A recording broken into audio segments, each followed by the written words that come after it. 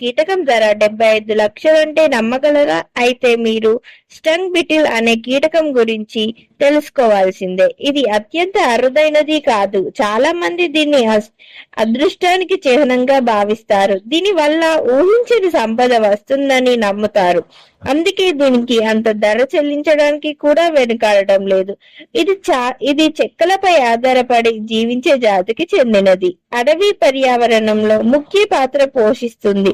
London కు చెందిన natural history museum ప్రకారం ఈ పురుగు బరువు 2 నుంచి 6 గ్రాముల మధ్యలో ఉంటుంది. ఇది దాదాపు 3 నుంచి 7 సంవత్సరాలు జీవిస్తుంది.